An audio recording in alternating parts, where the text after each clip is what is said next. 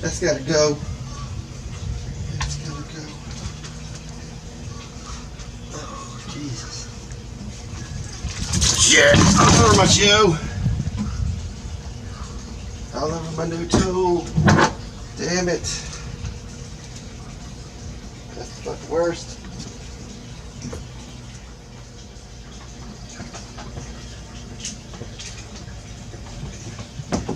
I will use the small sockets. An adapter.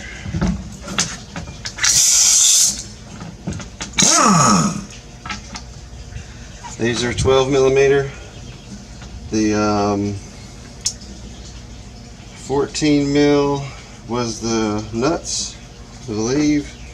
These were mostly 17s with one 18 for some reason, but I think that's because somebody changed it. Yeah, 14 and 12 is your majority. This might differ on that end. Oh yeah. Oh yeah.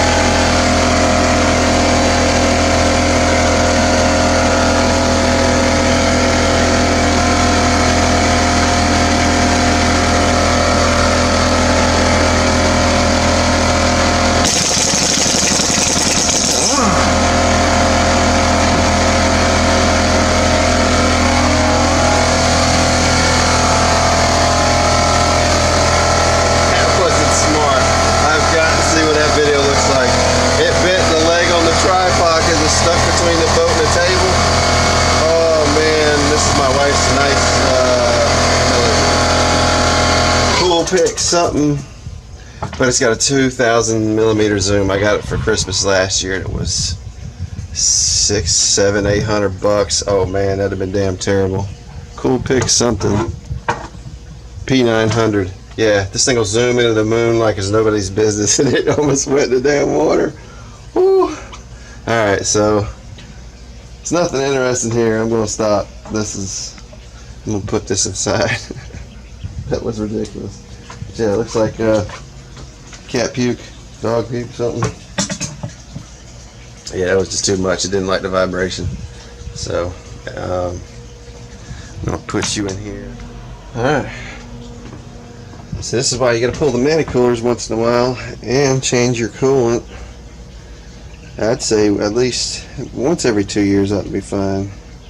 But mine, I probably got a bunch of this stuff in the block. But look at that. Let me put my head on.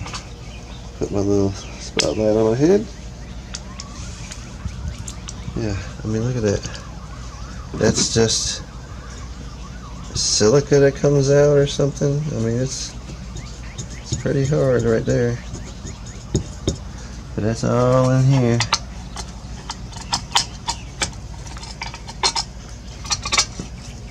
Oh, it's disgusting. And that's the antifreeze side. Silicone. Regular silicone. What the hell would they think? Anyway, I'm not saving this. I mean, I'm gonna take it home, obviously. I'm not gonna throw it away. Because these are fixable. And all I think I had, so you see where they cut it out and they re-weld all this shit? Because this is what goes bad. I don't know if we can see it. Probably not. But we'll go over the new clean one and show the path better. But basically, This is number 6. This is the end of the line, so seawater is getting warmer because it's going through these 2 bundles. Antifreeze is all on the outside, and what happens is it gets so hot by this time, it's all based on horsepower and RPM. So if you're running 2800 RPM, you're probably near peak power, peak torque. So your antifreeze gets crappy, or you use crappy antifreeze, or it just could happen normal. Or if you say your pressure cap's not working right, so then your antifreeze is boiling at a lower temperature than it should. Any one of those reasons. I mean, there's a million of them.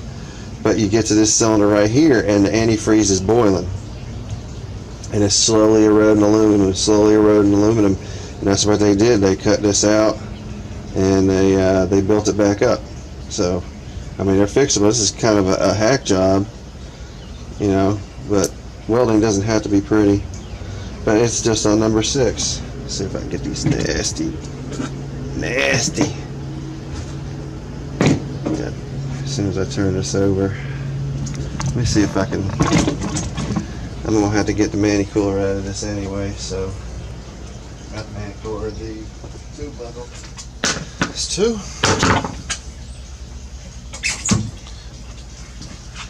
Let's see here what we got. Just give it a light tap. See that? Really light tap.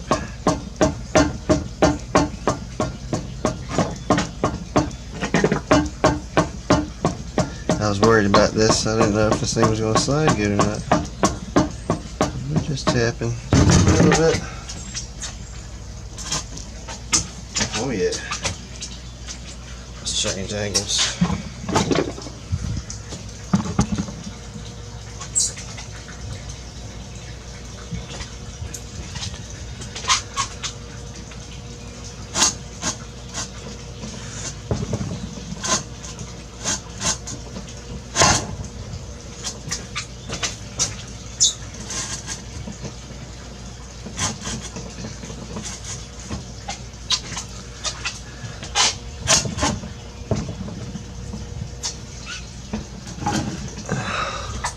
Sorry about the shaky camera. I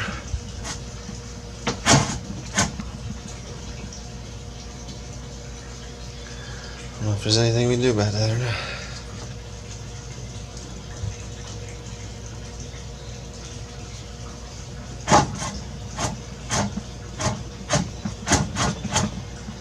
Oh, come on, baby.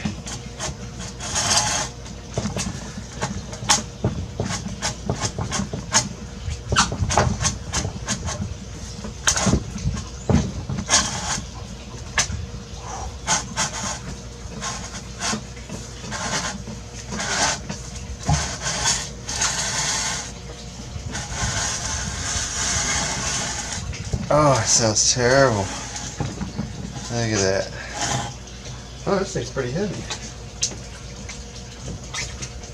Let's get the beauty.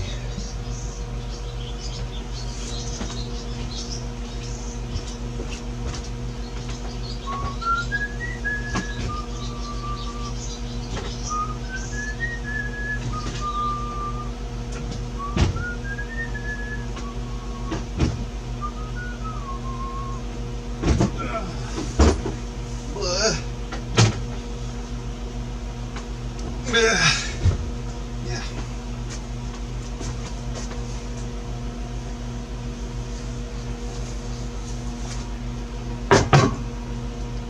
Purdy.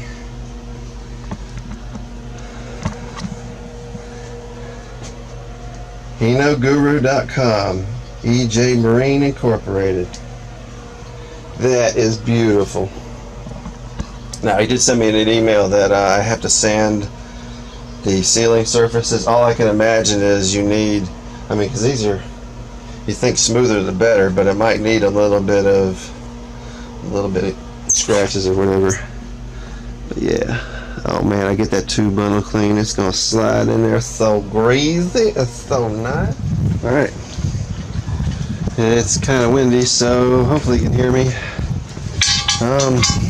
So this is where we're at. Studs are installed. You saw that earlier. I painted these. The brackets were pretty rusty. Probably would have been easier if I left these off, but I wanted to get as much done as I could.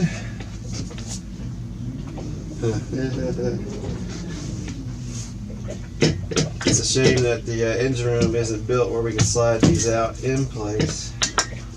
It would be a nice way to check and clean them instead of removing the whole thing. And this thing is heavy, so we're going to slide it in there.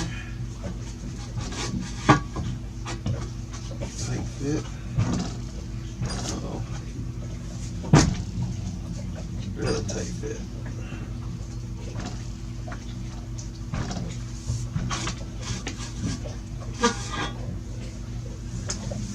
Okay. Oh, I got a little issue. So it looks like there's a buildup of something on a couple spots there. It looks like it might be the ceramic coating that's holding us up. So we're gonna have to buzz that down. Had to bust out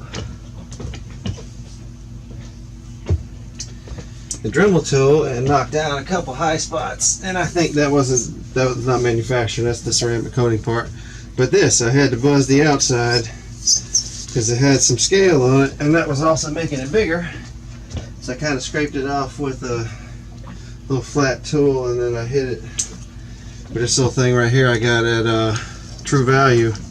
It's really fine sandpaper with like a SOS cloth in between it. So it's very gentle.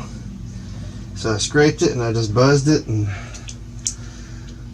now it's I had to rinse it all off, and I flushed the tubes out because that place didn't flush the tubes out either. It was crazy. All right, should be good enough. Let's see. I think I'm gonna let gravity. We'll see how it goes. Slide it on in there.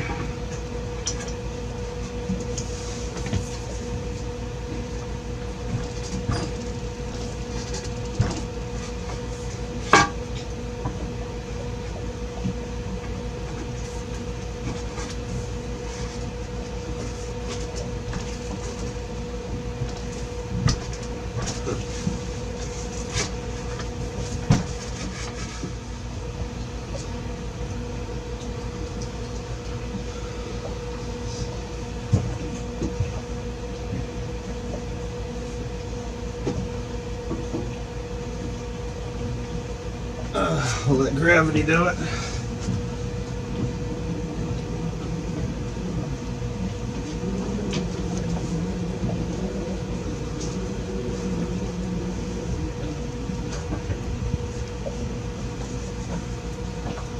Maybe.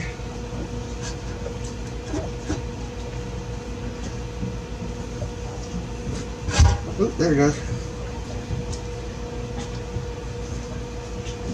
Not too far. Alright. Oh, it's a lot heavier.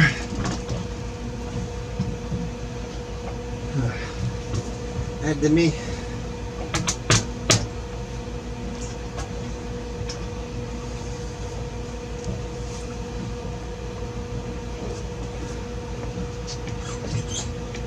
Just give it a little love tap. Nope.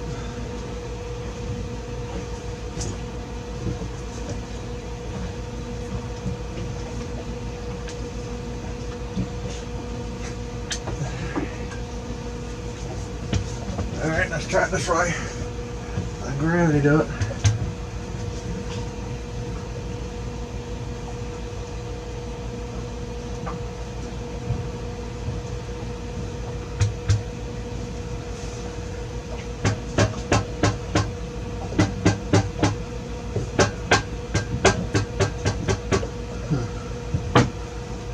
Fudge. There she goes.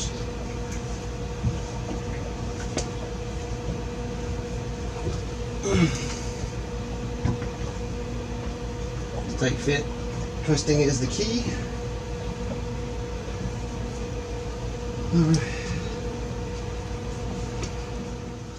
Alright, just had to change the battery. I don't know how these people making all these videos do this stuff.